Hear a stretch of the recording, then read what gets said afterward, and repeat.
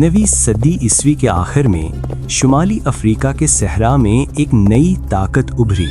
یہ تھے فاطمی، جو حضرت فاطمہ رضی اللہ عنہا کی نسل سے اپنا تعلق جوڑتے تھے۔ ان کا دعویٰ تھا کہ وہ امام حسین رضی اللہ عنہ کی اولاد ہیں، اور اسی نسبت سے وہ اپنے آپ کو اسلام کا اصل رہنما سمجھتے تھے۔ اس وقت بغداد کی عباسی خلافت کمزور پڑ رہی تھی، بغاوتیں بڑھ رہی تھیں اور دور دراز علاقوں پر قابو ٹوٹ رہا تھا۔ ایسے میں فاطمیوں نے موقع پایا اور سن 909 عیسوی میں ٹونس کے علاقے میں اپنی خلافت قائم کر لی۔ کچھ ہی عرصے بعد ان کا سب سے بڑا کارنامہ سامنے آیا۔ سن 969 عیسوی میں ان کے جنرل جوہر الثقلی نے مصر فتح کیا اور ایک نیا شہر آباد کیا جس کا نام رکھا گیا القاہرہ، آج کا قاہرہ۔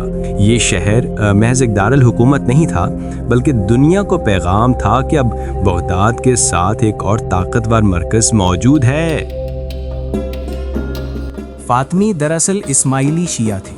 ان کی سیاست اور ان کا مذہب ایک دوسرے سے جڑا ہوا تھا۔ ان کے نزدیک اصل قیادت صرف اہل بیت کے پاس ہونی چاہیے۔ یہی بات ان کے لیے مقبولیت کا باعث بھی بنی اور تنازع کا سبب بھی۔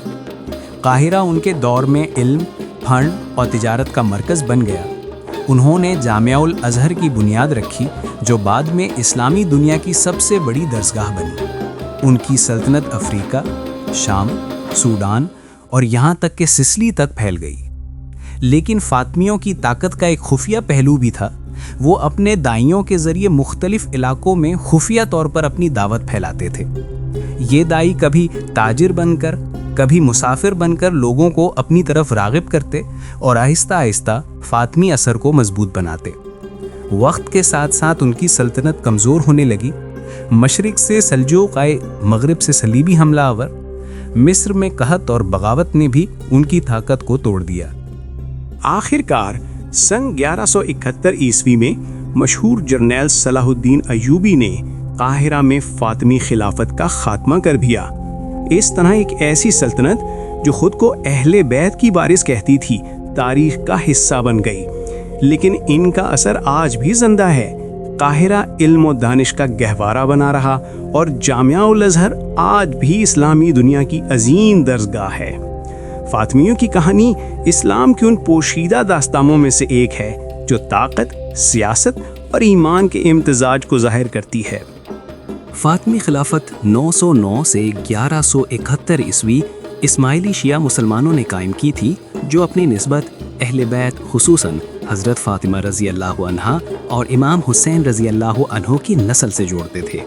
ان کے امام قاہرہ میں خلیفہ کے طور پر حکومت کرتے رہے اور جامعہ الازہر جیسی عظیم درسگاہ کی بنیاد رکھی۔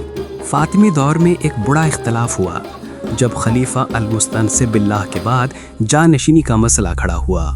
اس پر دو دھڑے بنے: نزار اسماعیلی، جنہیں بعد میں آغا خانی یا نزاری کہا گیا، مستعلوی اسماعیلی، جو یمن اور ہندوستان میں جاری رہے۔ نزار اسماعیلیوں میں اپنے اماموں کی سلسلہ وار قیادت کو خفیہ رکھا، یہاں تک کہ بعد کی صدیوں میں یہ قیادت دوبارہ ظاہر ہوئی۔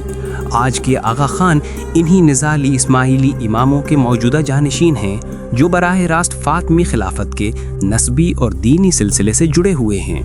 اس طرح اگرچہ فاطمی سلطنت 1171 عیسوی میں ختم ہو گئی، لیکن ان کی روحانی وراثت آج بھی اسماعیلی اماموں اور ان کے پیروکاروں کے ذریعے زندہ ہے۔